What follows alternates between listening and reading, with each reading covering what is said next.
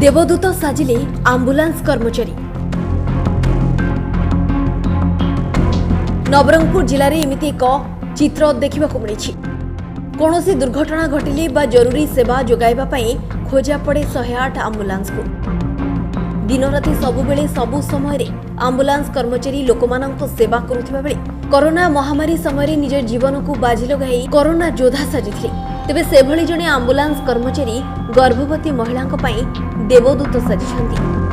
प्रसव कराइबा परे जिल्ला रे चर्चार विषय पलटिछि एभଳି घटना।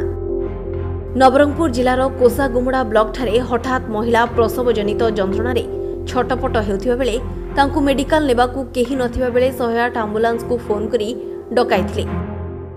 आंबुलांस रे जाइथिबा फार्मासिस्ट संतोष कुमार साहू, ड्राइवर धनुजय गंड एवं सहायक लिंगराज भत्रा पहुंचीबा बेले महिलांको पेटर पिला अधा बाहरी आसीबा सह असह्य जंत्रणा रे छटपट हेउथिबा बेले असुरक्षित प्रसव हेतु अधा बाहरी थिबा पिलार बेकरे गुड़ाई होई आसिथिला, नाही गुड़ाई होई अटक रहिथिला। तेबे परिवार लोकों को धैर्य धरिबाकू कहिबा सह आगे आसिथिले 108 कर्मचारी एवं संतोष साहू। सुरक्षित भावरे महिलांकर प्रसव कराइथिले। घटनास्थल रे शिशु और मार आशु चिकित्सा कराई उभय माँ और शिशु को आंबुलांस रे कोसागुमुड़ा मेडिकल को आनिथिले।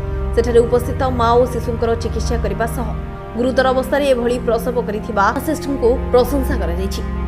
2 घंटा परे माँ और शिशु घर को फेरिथिबा बेले शिशु और माँ सुस्थ थिबा परिवार लोके कहिसंती।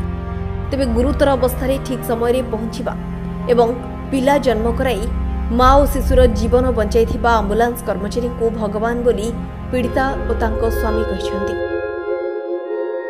फार्मासिस्ट संतोष साहू, ड्राइवर धनुजय गंड और सहायक लिंगराज भत्रा को कोसागुमुड़ा ब्लॉक रे प्रशंसार सुଅ छुटिछि। उमरकोटरू कुना Sahu report, news for Odisha.